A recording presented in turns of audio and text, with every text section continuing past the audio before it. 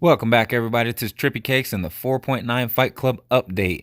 Now, to get started, I did go over to Mobile Room, the forum website, and checked out the brand new little trailer and their final sneak peek.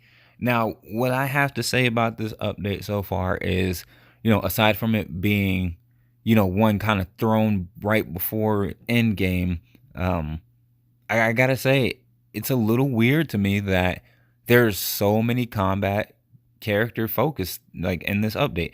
Let's think about it. We got Juggernaut, combat villain, Sabretooth, combat villain.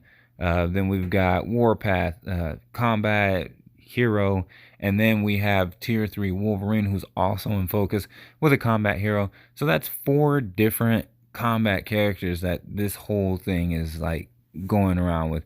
Now Deadpool is getting a uniform, so there's 4 combats and a speed.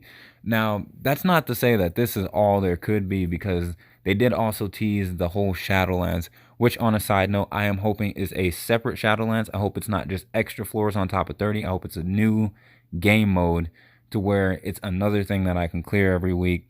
It'll kind of keep it separate from those people who haven't yet cleared Shadowlands, so they won't, I'm really hoping it's something else.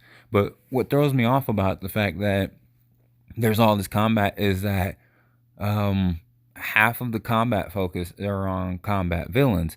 Now we just got Minerva. Now Minerva at tier 2, she's already pushing up there in Alliance battle. She's right now, she just kicked Apocalypse out of his spot entirely, and I'm not too excited to reformat another character, so I don't think I will. I think I'm just gonna leave Minerva as, my combat villain Alliance battle, and attune these guys for PvP, because right now it looks like that's what they're going to be really great at. I'm not saying this 100% set in stone, so do not quote me. I won't know until I get the the patch notes. Take a look at the numbers, do some guessing on skills, take a look at them, all that other kind of good stuff, and then I'll kind of make my decision. But as it stands right now, I have absolutely no intentions whatsoever of removing Minerva from PvE and switching her to PvP, and then making one of these guys Alliance battle focused. So it's a little, I'm not disappointed. I'm not disappointed because I wasn't expecting much from this update, but I was a little surprised that there was so much combat going on. Now, that's not to say that there aren't any additional uniforms that may not be X-Force related, because, in a lot of these updates, they will throw out some random, uniforms like the one before Captain Marvel, we had Moon Girl, and that was weird. Anyway, let me know what you guys are thinking so far, and make sure you tune into my live stream tomorrow.